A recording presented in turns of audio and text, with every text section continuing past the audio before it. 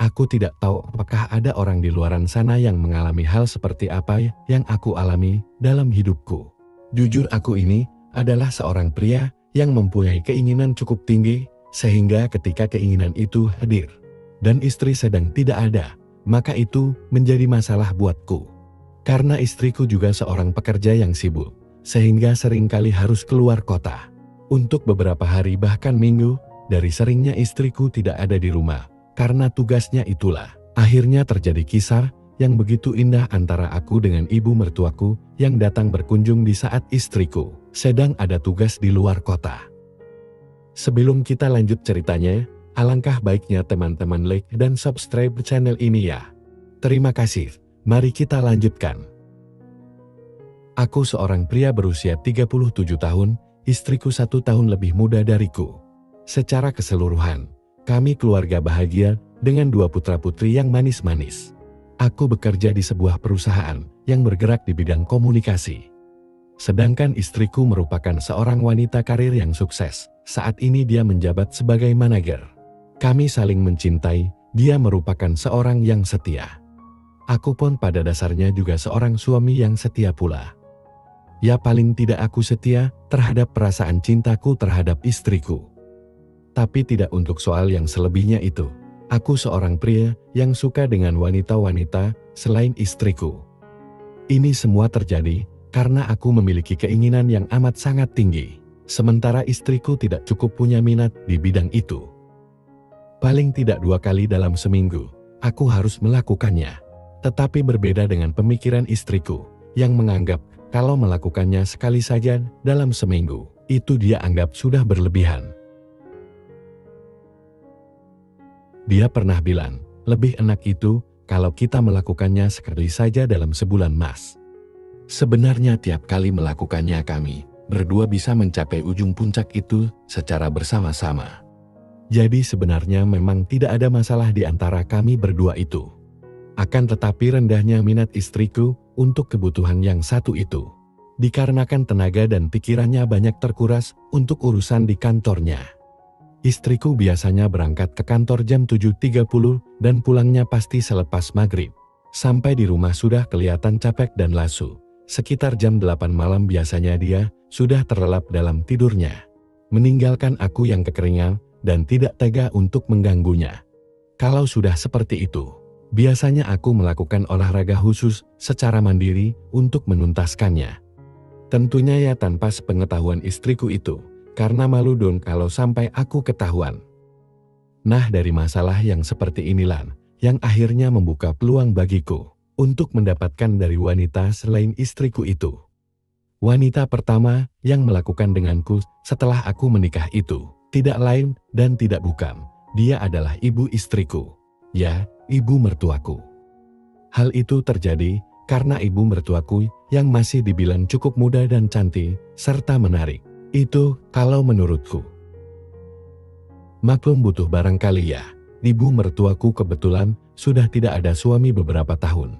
Sehingga dia seringkali datang berkunjung ke rumahku untuk sekedar menengok cucunya. Dan seperti pepatah Jawa mengatakan, witing tresno jalanan soko kulino. Awal rasa suka itu berawal dari seringnya bertemu dan bersama. Sehingga pada akhirnya ya terjadilah apa yang tidak seharusnya terjadi itu.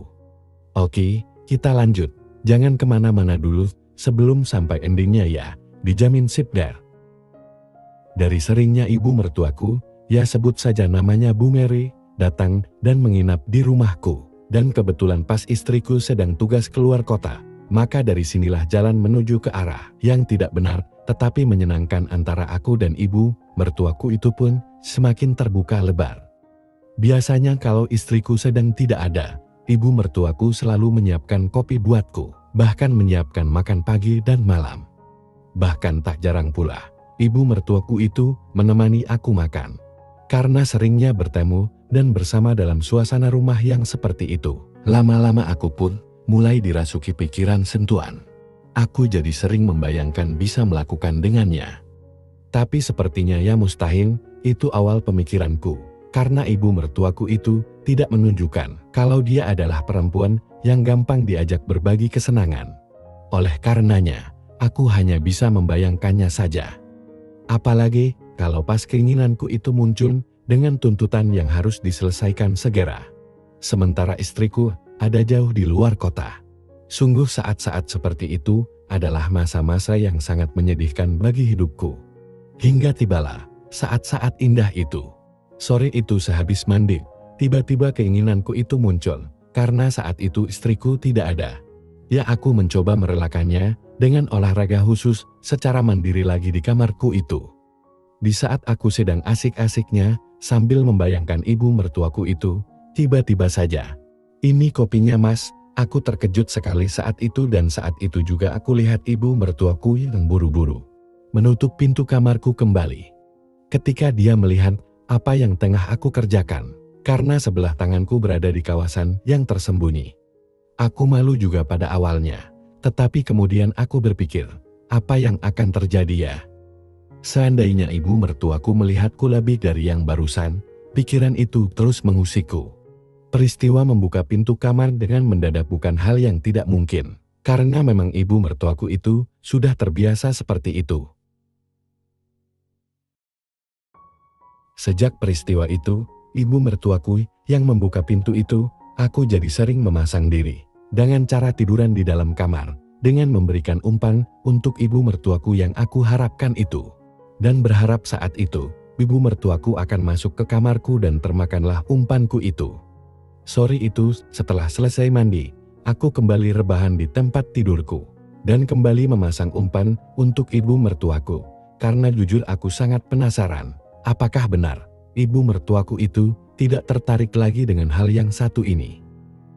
Aku pejamkan mataku setelah aku rasa umpan yang aku pasang sudah cukup sempurna. Benar menit kemudian, aku dengar pintu kamarku berderit perlahan. Aku tetap memejamkan mataku seolah sedang keasikan menjalankan ritual.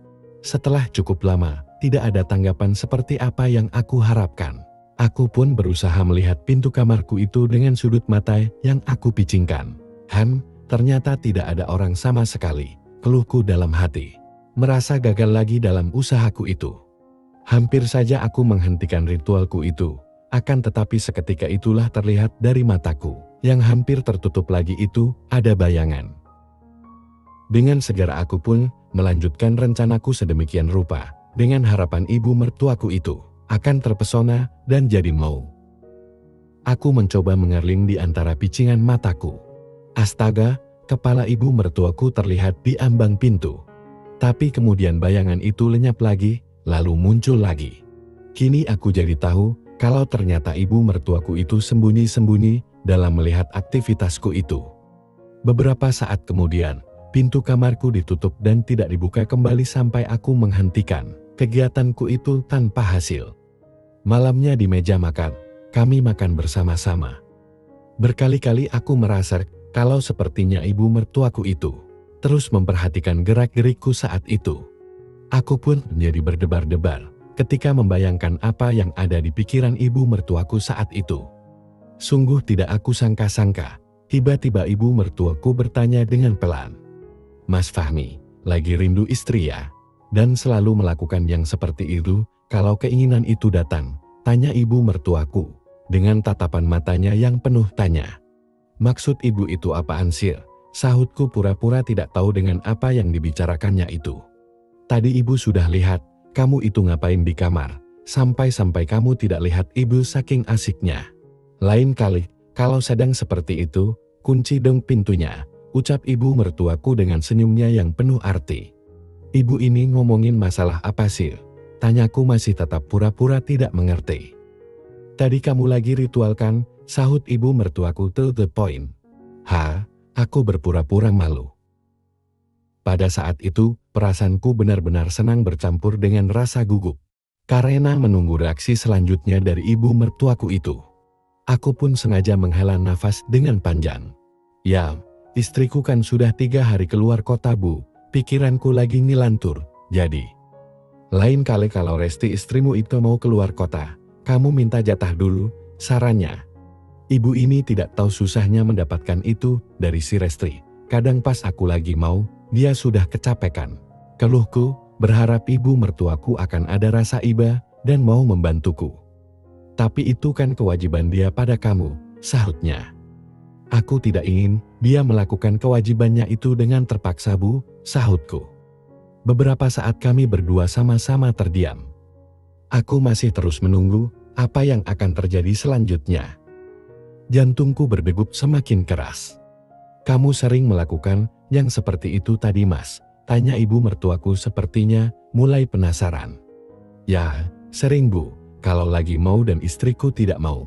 Ya ujung-ujungnya aku melakukan yang seperti ibu lihat tadi. Sudahlah, Bu. Kok malahan ngomongin masalah itu. Aku pura-pura ingin mengalihkan pembicaraan. Tapi ternyata ibu mertuaku tidak mau menghentikan pembahasan yang itu. Begini loh, Mas, masalahnya itu tidak sehat untuk pernikahan kalian. Kamu harus berbicara dengan Resti. Masa sudah punya istri masih saja melakukannya sendirian? Ucap ibu mertuaku seraya memegang punggung tanganku. Maaf, Bu, jujur saja keinginanku itu tinggi, sedangkan istriku malahan sebaliknya. Jadi kayaknya aku yang mesti mengikuti kondisi dia, jawabku dengan jujur pada ibu mertuaku. Kasihan kamu, Mas, sahut ibu mertuaku dengan mata sedikit berkaca-kaca. Aku sudah cukup lega kok, Bu, bisa melayani diriku sendiri seperti itu. Ucapku berusaha membuat agar ibu mertuaku semakin terbawa suasana. Ibu mertuaku menyentuh ujung rambutku dan disibakkannya ke belakang. Aku memberanikan diri menangkap tangan itu. Ibu mertuaku kaget dengan kenekatanku itu dan buru-buru menariknya. Kapan kalian terakhir kumpul? Tanya ibu mertuaku semakin ingin tahu. 2 atau 3 minggu lalu, Bu, jawabku. Ya ampun, sahut ibu mertuaku kaget. Tapi ibu jangan bilang apa-apa ke Resti ya, nanti malah jadi salah pengertian. Dikira aku mengadu soal ini sama ibu, pintaku. Kembali ibu mertuaku menggenggam tanganku, erat dan merah muasnya. Spontan keinginanku pun semakin tinggi saja malam itu. Bu, aku jadi mau nanti kalau ibu seperti ini. Ibu mertuaku pun tertawa kecil dan melepaskan tanganku dari pegangannya. Selanjutnya ibu mertuaku beranjak sambil mengucek-ucek rambutku. Kacian benar menantu ibu yang ganteng satu ini. Ucapnya seraya berlalu menuju ruang keluarga. Kita lihat TV saja yuk, ajaknya. Aku memakihi dalam hatiku, kurang asem betul. Dibilang aku mau, malahan cengengesan, bukannya bilang. Aku juga nih, Mas, gumamku dalam hati. Setengah kesel aku mengikutinya. Di ruang keluarga itu, aku hanya sebentar saja. Selanjutnya aku masuk ke kamar. Sekitar jam 11 malam pintu kamarku berderik.